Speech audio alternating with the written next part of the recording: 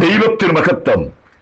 യേശുക്രിസ്തുവിന്റെ വീണ്ടും വരവും പ്രവചന പഠന 253 ക്ലാസ്സിലേക്ക് ഏവരെയും പ്രാർത്ഥനയോടെ ക്ഷണിച്ചുകൊള്ളുന്നു.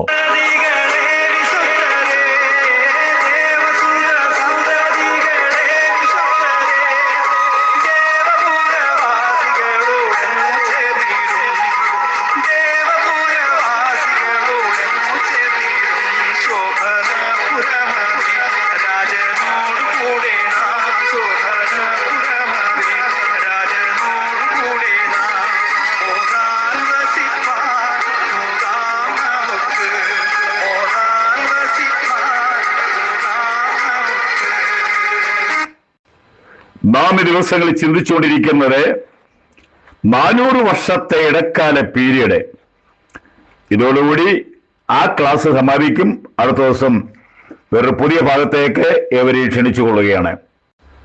ആ കാലത്താണ് മക്കാബിയൻ എന്നൊരു സംഘടന ഉണ്ടായത്. ഗ്രീക്ക് രാജാവായ അലക്സാണ്ടറുടെ മരണത്തിന് ശേഷം സാമ്രാജ്യം 4 തിരിഞ്ഞു. 198 BC മുതൽ ഭരണം സിറിയയിൽ വന്നു. അതിന്റെ സിറിയയിലെ രാജാവ് വളരെ ക്രൂരനായ ഒരു മനുഷ്യനായിരുന്നു. അദ്ദേഹത്തിന്റെ പേര് അന്ത്യോക്യോസ് എപ്പിഫാനസ് എന്നാണ്.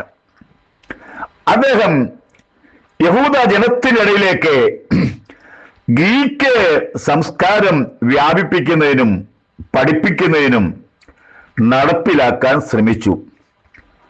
യെരുശലേം ദൈവാലയം അദ്ദേഹം കൈവശപ്പെടുത്തി.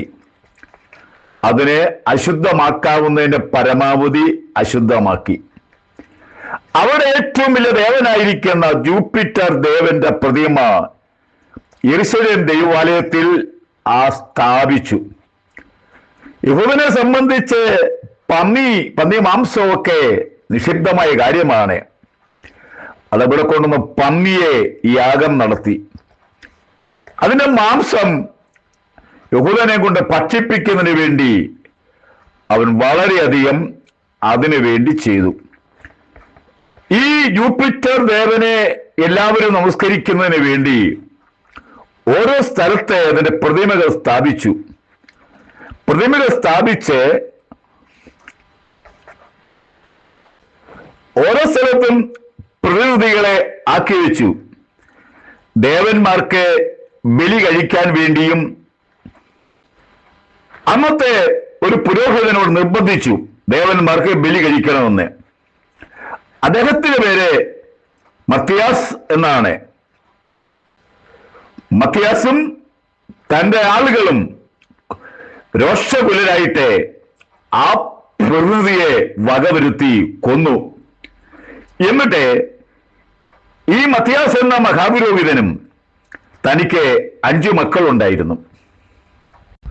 അവിടെ നിന്ന് ഒരു മലയിലേക്ക് ഓടി രക്ഷപ്പെട്ടു. അതിലൊരു മകന്റെ പേരാണ് യൂദാസ്. താൻ ഒരു സംഘടന ഉണ്ടാക്കി. എന്താണ്? അന്ത്യോക്യോസ് എപ്പിഫാനസിന്റെ ഭരണം ഇവിടെ അവസാനിപ്പിക്കുക.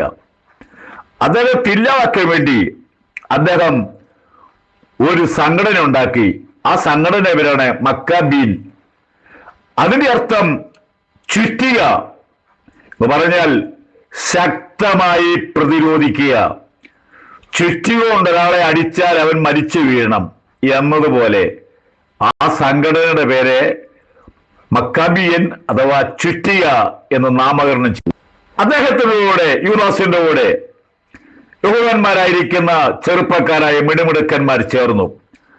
നമുക്ക് എപ്പിഫാനസിന്റെ അനീതിക്കെതിരായിട്ട് നമുക്ക് ശക്തമായി പോരാടുക, ഭരണം കൈവശപ്പെടുത്തുക എന്നുള്ള ഉദ്ദേശത്തോടുകൂടി അവരുടെ പഠനമനുസരിച്ച് ഒരു മിന്നൽ ആക്രമണം നടത്തി. അന്ത്യോക്യോസ് എപ്പിഫാനസിനെ വകവരുത്തി അല്ലെങ്കിൽ കൊന്നു. യെരുശലേം കൈവശപ്പെടുത്തി. ആ സമയമായപ്പോൾ യെരുശലേമിന്റെ ദൈവാലയത്തിന് ചെയ്യാവുന്ന എല്ലാ കാര്യങ്ങളും അവൻ ചെയ്തു കഴിഞ്ഞു. അകത്തും പുറത്തും ഒരുപാട് ദൈവങ്ങളെ സൃഷ്ടിച്ചു. പല സ്ഥലങ്ങൾ അവൻ ഇടിച്ചു കളഞ്ഞിരുന്നു. ഈ മക്കാബിയൻ സംഘടന ചെയ്തത് ആദ്യമായി ചെയ്തത് അവിടെ ഉണ്ടായിരുന്ന സകല ജൂപ്പിറ്റർ ദേവന്റെയും മറ്റുള്ള പ്രതിമകളെയും എല്ലാം വാരി കൂട്ടി തല്ലിപ്പൊട്ടിച്ച് അതിൽ എണ്ണ ഒഴിച്ച് കത്തിച്ച് ചാമ്പലാക്കി. യെരൂശലേം ദൈവാലയം അവർ ശുദ്ധീകരിച്ചു. അതിന്റെ ഓർമ്മയ്ക്ക് വേണ്ടി അവർ ഒരു പെരുന്നാളും കൂടെ അവർ തീരുമാനിച്ചു. അതിന്റെ പേരാണ് പ്രതിഷ്ഠോത്സവം. മത്തായി സുവിശേഷം 10-ാം അധ്യായം 22-ാമത്തെ വാക്യം. പ്രതിഷ്ഠോത്സവം അവർ ആചരിച്ചു, പ്രതിഷ്ഠോത്സവം അവർ കൊണ്ടാടി. ഇത് യഹൂദൻ ഉണ്ടാക്കിയതായ ഒരു പെരുന്നാളാണ്. യഹൂദൻ വേറൊരു പെരുന്നാളും കൂടെ ഉണ്ടാക്കി, അതും ഇതുപോലെ തന്നെയാണ്. എസ്തേറിന്റെ പുസ്തകം 9-ാം അധ്യായം 25-ാമത്തെ വാക്യം.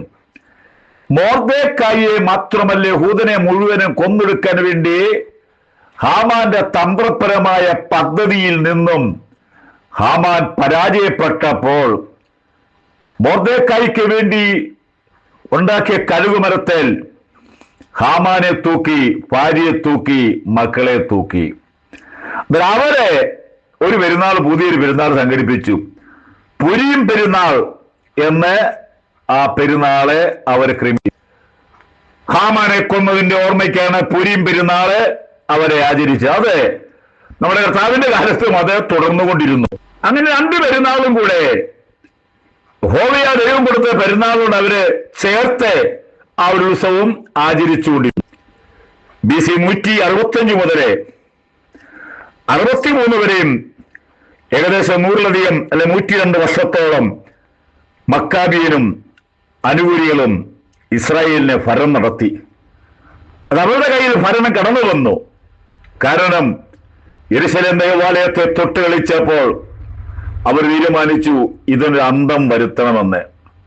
അതിനുവേണ്ടി ശക്തനായ യൂദാസ് എന്നൊരാളായിരുന്നു അതിന് നേതൃത്വം.